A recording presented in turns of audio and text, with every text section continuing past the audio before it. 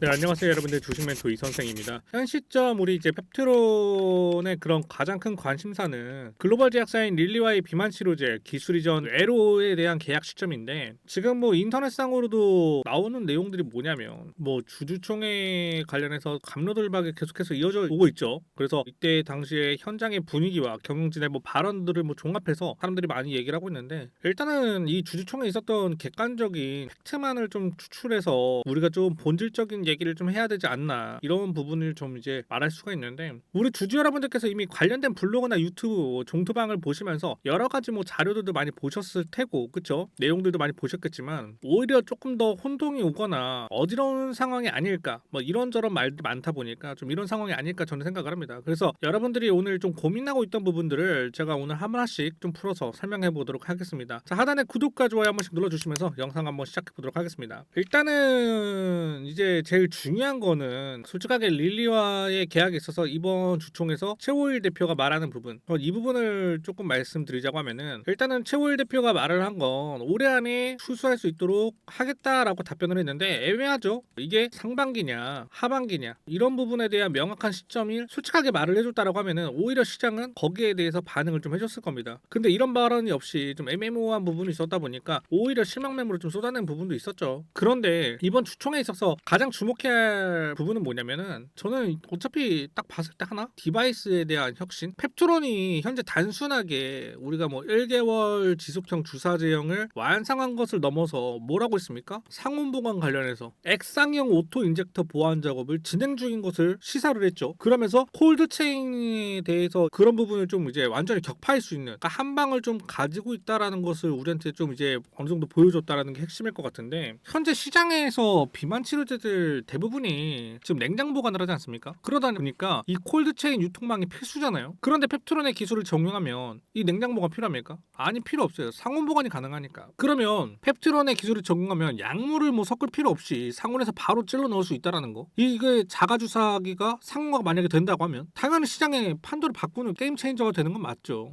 왜? 환자의 편의성이 극대화되고 제약사의 유통 비용은 획기적으로 절감이 되기 때문에, 만약에 상온 보관 관련해 가지고 내용이 나온다? 이거는 단순하게만 우리가 봐야 되는 부분은 아니다. 그렇기 때문에 이런 내용들로 인해서 우리가 4월에 HSBC도 이 내용을 가지고 조금 이제 언급이 되지 않을까라는 생각도 해본다라는 거. 자, 그러면 우리가 여기서 좀 생각을 해볼 수 있는 건, 현재 릴리와 펩트론의 그런 부분에 있어서 남아있는 부분이 마이너한 협의라고 저는 생각하거든요. 그러니까 뭐 오토 인젝터에 대한 상온에 대한 장기 보관, 이런 안정성을 좀 테스트하는 부분이 아닐까, 저는 이렇게 생각이 들어요. 그러면서 거기에 대한 뭐를 축적한다? 데이터를 좀 축적을 하면서 이런 과정들을 좀 거치고 있는 게 아닐까. 그러니까 뭐 릴리 입장에서 본인들의 약을 상온 보관까지 가능하고 플러스 1개월 제형까지 가능하다, 이거면은요 솔직히 이거는 게임 체인저죠. 당연한 겁니다. 그러다 보니까 이거는 릴리가 노리고 있는 한 수라고 저는 생각을 하는데, 여기서 이제 펩트론이 변수를 준 게 뭐냐면 HSBC에 참가를 하겠다라는 거. 여기서 글로벌 투자사들과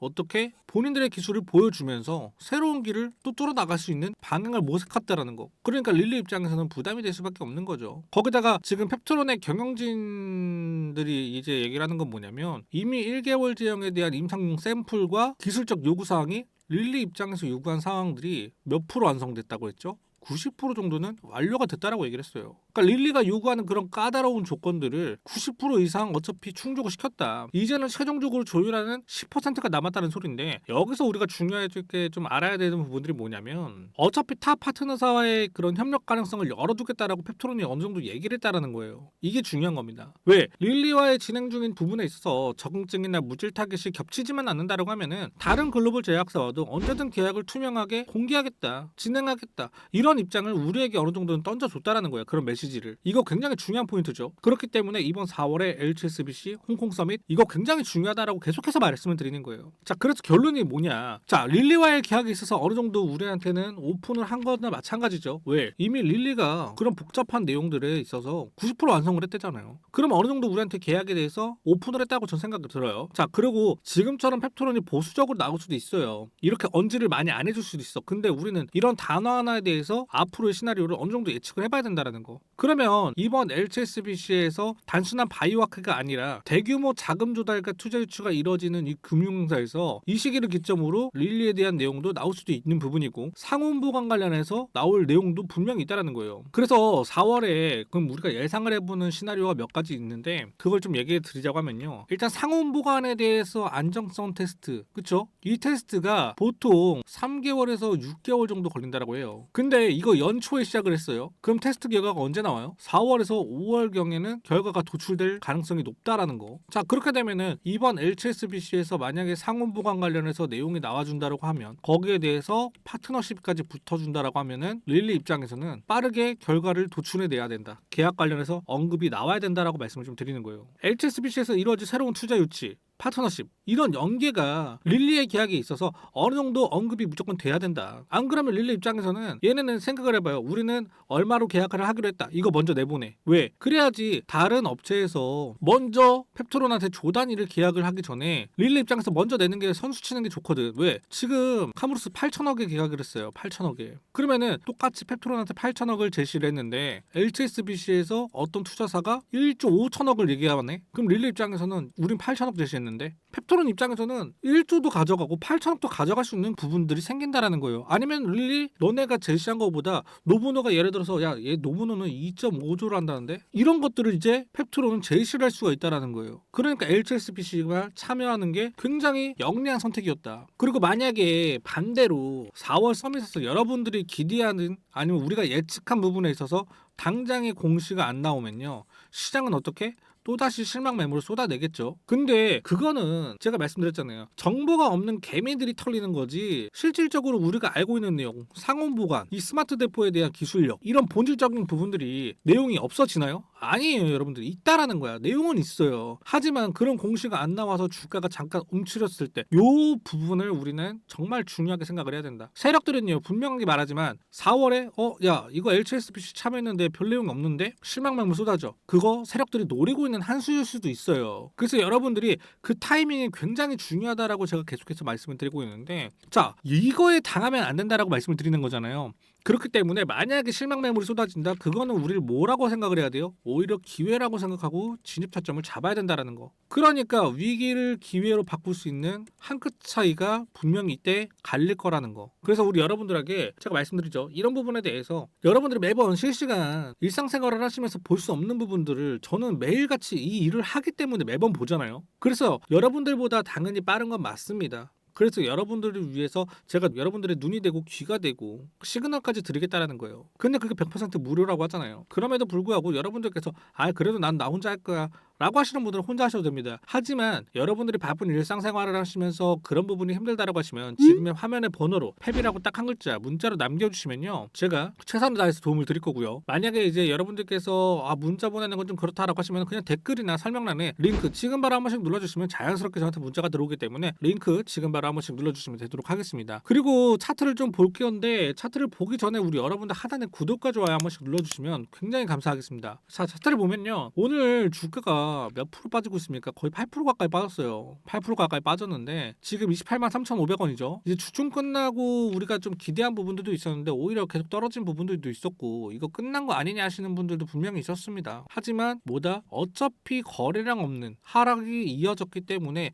이거는 세력의 의도라고 봐야 되겠죠. 지난 급등 시점과 비교해도 턱없이 거래량이 작아요. 이건 뭐 세력의 물량을 털고 나가려는 것도 아니고 얘네가 노리는 건 뭡니까? 4월에 있을 이벤트를 충분하게 앞두고 지금 어떻게 개인들의 그런 물량들을 마지막으로 털어내기 위한 의도적인 눌림목을 만들고 있다. 이런 결정적인 좀 증거라고 좀 볼 수가 있는데 그러면 어떤 의도로 오늘 주가가 밀어낸 건가? 얘네가 눌렸는가? 이런 걸 좀 생각해 보시면 우리 최고가가 얼마였습니까? 39만 7천 원이었어요. 그쵸? 그런데 우리가 잘 생각해 보면 34만 원, 35만 원 구간에서 어떻게 됐습니까? 다 눌려버렸죠. 그러면 이 앞에 있는 매물대들을 어떻게 지금 소화하는 과정을 충분하게 거쳤다라는 거예요. 여기서 다 받아내줬잖아. 하지만 테스트를 해봤는데 아직도 매물대가 남아있기 때문에 여기서 최대한 소화를 다시 시켜주고 어떻게 상승선 만들면 올라가면서 37만 원 구간은 한번 뚫어보겠다 이거예요. 눈에 보이는 그림이잖아요, 여러분들. 이건 지금 이평선들 위치 보세요, 여러분들. 촘촘하게 모이려고 하고 있죠. 그러니까 에너지가 이만큼 응축되어 있다라는 겁니다. 세력의 마지막 흔들기로 물량을 수급하기 위한 부분이라고 보시면 되는데, 이번에 주가 상승하면 제가 방금도 말씀드렸지만 얼마? 37만 원짜리까지 끌어올려주는 그런 모습이 나올 겁니다. 그래서 지금 앞서서 어차피 물량들을 소화해줬고, 이 37만 원 올라가는 부분에 있어서 보다 앞에 있는 길은요, 지금 고속도로예요. 고속도로 35만 원 이상은 그대로 터치를 해줄 겁니다. 주가가 여기에서 눌렸지만 다음 주쯤엔 한번 이렇게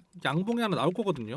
양봉이 나올 건데 35만 원짜리에서 걸칠 수도 있습니다. 35만 원짜리에서 걸칠 수도 있어요. 하지만 어떻게 계단식으로 올라갈 수도 있는 부분도 있고, 지금 장대 양봉 그냥 하나 만들어 보면서 35만 원 밑에서 꼬리 달고 이런 식으로 조금 만들어질 가능성도 있기 때문에 이 두 가지 시나리오에 대해서 제가 전략을 좀 짜놨습니다. 그래서 뭐 결론만 말씀을 드리면 어차피 두 가지 시나리오가 나왔지만 한 번은 무조건 올려준다라는 거, 다음 주에 무조건 한 번은 올려줍니다. 하지만 올렸다가 다시 한번 내릴 때 요거를 좀 우리가 좀 조심을 해야 돼요. 왜? 어차피 4월에 홍콩삼에서 터져 나올 이 상온 보관 데이터 빅파마 협상 소식, 요거 두 개는 무조건 어느 정도 언제 나올 겁니다. 그래서 이번 기회에 지금도 솔직히 전 기회라고 생각을 하거든요. 이번 기회도 뭐 지금 아까 오전 10시쯤에 트럼프가 얘기한 부분에 있어서 지금 어떻게 되고 있습니까? 코스닥이나 코스피가 다시 좀 밀리고 있는데 지금이 기회예요. 전 기회라고 생각을 합니다. 내일도 자리에서 기회가 나온다라고 하면 우리 잡아야 됩니다, 여러분들. 그래서 어차피 30만 원짜리 다시 탈환을 한다. 오늘 이렇게 내려놓고 30만 원짜리 다시 탈환하면은 무조건 말씀드리지만 35만 원 여기까지는 일단은 그냥 무난하게 갈 겁니다. 그리고 37만 원 밑에서 어떻게 꼬리를 달아주면서 어떤 식으로 흐름이 나오는지 요거를 체크를 해야 돼요. 그래서 지금 이런 기가 막힌 타이밍에 대해서 우리 여러분들께서 비중은 어떻게 실어야 되고, 실시간으로 바뀌는 이런 수급 데이터를 어떻게 볼 거고, 일상생활 하시면서 어떻게 볼 겁니까? 그래서 여러분들이 그런 어려운 부분들을 제가 100% 무료로 알려드릴 겁니다. 저희 매매 신호방에서 다 하나하나 짚어드리고 있죠. 그래서 제가 매수 신호, 매도 신호를 다 드릴 거니까 우리 여러분들이 혼자서 이 변동성을 견디실 필요 없이 제가 옆에서 여러분들을 최대한 도움을 드릴 테니까 편하게 지금 화면의 번호로 패배라고 문자 남겨주시거나 하단에 설명란에 링크 지금 한 번씩 터치해 주시면은 여러분들께 제가 100% 최선을 다해서 도움을 드리도록 하겠습니다. 자, 여러분들의 수익 제가 끝까지 어떻게든 책임을 좀 지고 가이드를 좀 해드릴 테니까 여러분들께서 편하게 링크 한 번씩 눌러서 매매 신호방에 들어오시면 되겠습니다. 자, 오늘 영상은 여기까지고요. 여러분들 영상에 도움이 되셨다라고 하시면 구독과 좋아요 한 번씩 눌러주시면서 저는 신호방에서 여러분들을 기다리고 있겠습니다.